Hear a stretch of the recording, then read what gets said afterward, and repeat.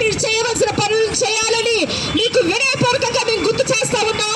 చేయని ఎడల, న్యాయం చేయని ఎడల రాష్ట్ర స్థాయిలో, దేశ స్థాయిలో మేము యొక్క ఉద్యమాన్ని ఉధృతం చేయబోతా ఉన్నాం. మాకు న్యాయం జరిగే వరకు మేము యొక్క నిరసన కానీ ఈ ఉద్యమాన్ని కానీ మేము ఆపబోయేది లేదు. కనుక దయచేసి ఇప్పటికైనా ప్రభుత్వ అధికారులకి విజ్ఞప్తి, మీరు ఉన్నది న్యాయం చేయడానికి, మీరు ఉన్నది చట్టబద్ధంగా నడుచుకోవడానికి. అనేది మీరు చట్టానికి వ్యతిరేకంగా నడుచుకుంటే చట్టానికి మీరు అతీతులు కారు, మీరు కూడా ముద్దాయిలుగానే పరిగణింపబడతారు. కనుక ఈ విషయాలన్నింటినీ ప్రజలను మీరు గ్రహించాలి.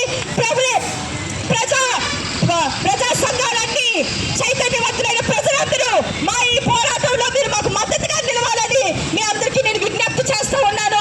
మానవతావాదులు న్యాయాన్ని, న్యాయపక్షం నిలబడే ప్రతి సిటిజన్ కూడా ఇటువంటి అన్యాయం మాకు కాదు, మరి ఏ పేదవారికి, ఏ ఎస్సీ అనగారిన వెనుకబడిన తరగతుల వారికి, పెద్ద డబ్బున్న వాళ్ళు, భూ కబ్జాదారులు ఈ విధమైన అన్యాయానికి పాల్పడకుండా ఉండాలంటే ఇది బుద్ధి చెప్పే విధంగా ఒక చెప్పు దెబ్బలాగా ఇది మనం ఒక మంచి కేస్ స్టడీగా చూపించాలి. కాబట్టి ప్రతి ఒక్కరు కూడా ఈ నా మాటలు వింటున్న కొత్త వలస మండలిలో, కొత్త వలస జంక్షన్ లో ఉన్న మీరు ఒక్కరు ఇది మాకు సంబంధం లేని విషయాన్ని మీరు అనుకోకండి.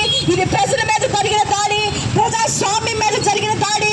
కాబట్టి ప్రతి ప్రజలు న్యాయం పక్షాన నిలబడే ప్రతి ఒక్కరూ కూడా మా ఈ ఉద్యమంలో మాకు సహకరించాలని, మాకు మద్దతునివ్వాలని తెలియజేసుకుంటూ నా ఈ మాటలు విని మీ అందరికీ థ్యాంక్ యూ. జై భీమ్, జై భారత్, జై జై